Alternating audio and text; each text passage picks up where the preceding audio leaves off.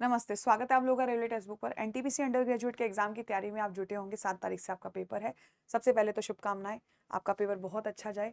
दूसरी बात ये कि आज का ये छोटा सा शॉट किस लिए गाइस, 90 मिनट को देखो, आपको पता है कि जब एनटीपीसी ने अंडर ग्रेजुएट का एक फुल मॉक दिया था, रेलवे की साइट पर जब आया था, तो आपको सब्जेक्ट वाइज पेपर को दिखाया गया है। लेकिन ऐसा शॉर्ट ही नहीं है कि सब्जेक्ट वाइज पेपर आएगा या मिक्स टाइप आएगा। तो आपको इस शॉर्ट से ये समझ में आ जाएगा। देखो, पेपर में जाने से पहले अगर एक छोटी सी प्लानिंग लेके जाओगे तो वहां पर आप लोगों को ये लास्ट में नहीं बोलना पड़ेगा टाइम कम पड़ गया या पेपर छूट गया। तो आप एक स्ट्रेटेजी बना के चलिए। ठीक है, आज जो मैं स्ट्रेटेजी आपको बताने वाली हूँ, हो सकता है थोड़ी आपके 5-10 मिनट ऊपर नीचे भी हो, लेकिन आप प्लीज ऐसा एक प्लान करके चलिए।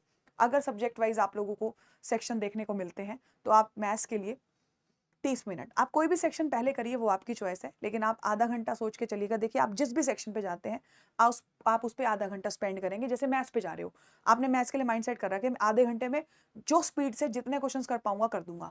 रीजनिंग के लिए आप 20 से 25 मिनट सेट करिए। हार्डली मान लीजिए आपने 25 मिनट सेट कर दिए। जब सब्जेक्ट वाइज आए तो आपके पास जीएस के लिए बचे 15 मिनट, काफी है 15 मिनट, क्योंकि जीएस तो ऐसा होता है, आता है तो टिक कर दिया। अब कुछ क्वेश्चंस ऐसे होंगे जब आपका ये पूरा मिनट बीत जाएगा। अगर मैं 25 और 15, 40 और 30 ले लूँ तो 70 मिनट बीत गए। हमारे पेपर को बच गए 20 मिनट। ठीक है, आपने बहुत सारे क्वेश्चन ऐसे छोड़ रखे होंगे जो मार्क फॉर रिव्यू, आपको जिसमें थोड़ा सा हल्का सा भी डाउट होगा। अपना टाइम बचाइए, उनको दोबारा देखने चाहिए, क्योंकि आपने मार्क फॉर रिव्यू इसीलिए किए, शायद आपको उनको थोड़ा बहुत डाउट है। ठीक है, तो आप उनको चेक कर लीजिए ताकि नेगेटिव मार्किंग में आपके नंबर ना कटे। फिर आप 5 मिनट रखिए नोट आंसर्ड पर।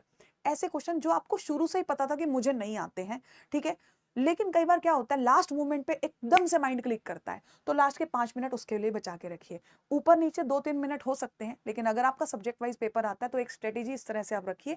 आप टाइम को थोड़ा ऊपर नीचे कर सकते हैं। हो सकता है आप मैथ्स को 25 मिनट दें, रीजनिंग को 30 देते हैं। जनरली मैथ्स में कैलकुलेशन ज्यादा होती है, इसलिए मैंने उसको 30 मिनट दिया। अगर by chance paper mixed type आता है तो शुरुआत में ही 1 घंटा माइंडसेट करिए कि आप पूरे पेपर से गो थ्रू हो जाएं। ये 60 मिनट में आपको रुकना नहीं है, आपको क्लिक करना है। आंसर आता है तो ठीक है, कैलकुलेशन करनी है तो ठीक है। अगर आपको थोड़ा सा भी लगता है कि ये क्वेश्चन मैं फंस जाऊंगा, आंसर तो कर देता हूं लेकिन एक बार बाद में देखूंगा, तो मार्क व्यू करते रहिए, मार्क फॉर रिव्यू करते रहिए। 60 मिनट की स्ट्रेटेजी रखिए। उसके बाद 20 मिनट फिर से लौटिए उन क्वेश्चन पर जिनको मार्क फॉर रिव्यू किया था, ताकि आप उनमें कोई गलती हो तो उसे ठीक कर सके, आपके नेगेटिव मार्किंग में आंसर ना जाए। फिर लास्ट के 10 मिनट रखिए आप लोग नोट आंसर्ड क्वेश्चन के लिए, ताकि आपको अगर कोई क्लिक करना है एकदम से। नोट आंसर्ड वो क्वेश्चंस होते हैं जिसपे ऑब्वियस सी बात है आपको बिल्कुल भी नहीं आ रहा है याद कि इसका आंसर क्या होगा, लेकिन अगर लास्ट के 10 मिनट आप इस तरह से बचाएंगे तो आपको शायद कुछ क्लिक कर जाएगा।